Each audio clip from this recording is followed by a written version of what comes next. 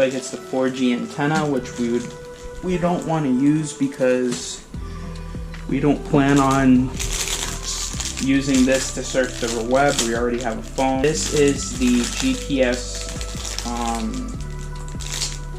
antenna.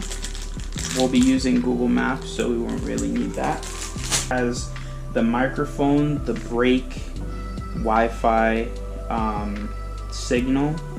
And this looks like it has the majority of our inputs.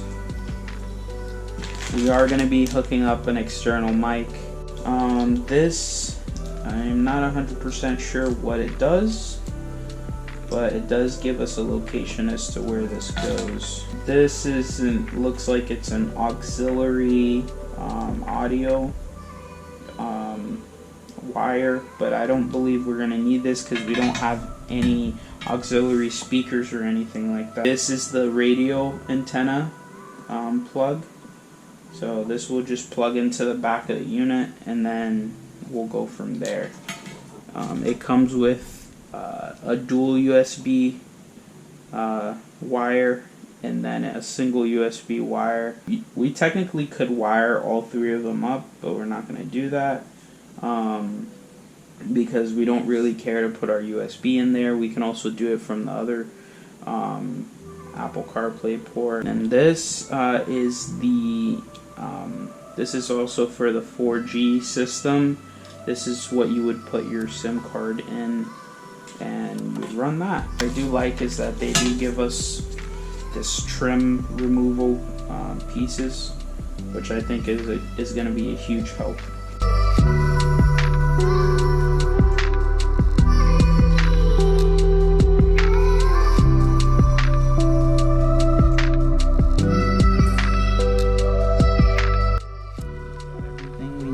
Plugged in just like that,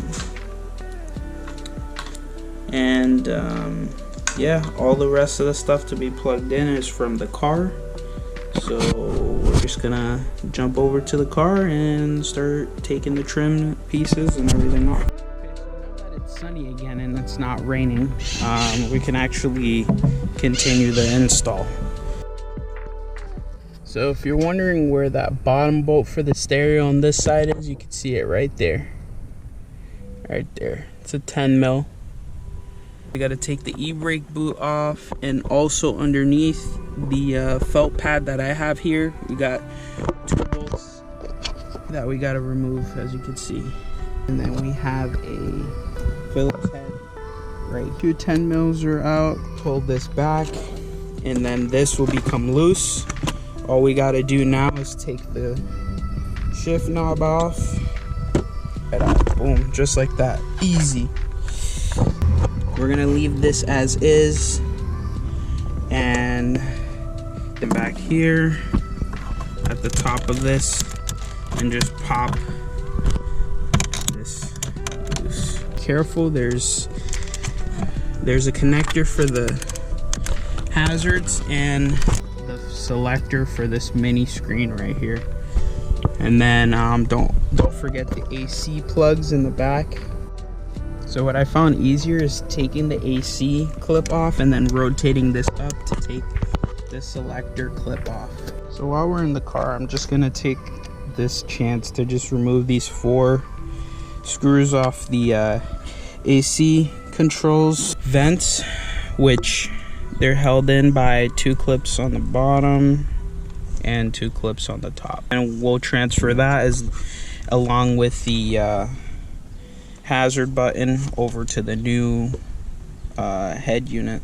This tab and this tab are different sizes, so what we're gonna do is we're gonna shave this down just a little bit. 10 mil bolts on the top and 1 10 mil on the side, which I showed you earlier, and the other one is kind of hard to see. I'm gonna have to remove the bottom trim to get to it. This trim piece you just pull down. This is the 10 mil right there. So here it is right here, nice compact unit. So now all we gotta do, transfer these brackets to the other radio, and then we can get it put in. Everything for the most part is on. I'm gonna test fit, make sure that the plugs go where they're supposed to. I also gonna reroute the new mic and put it right here where I had the old one. We'll remove this one for the Forester. Needed some time to sort this out.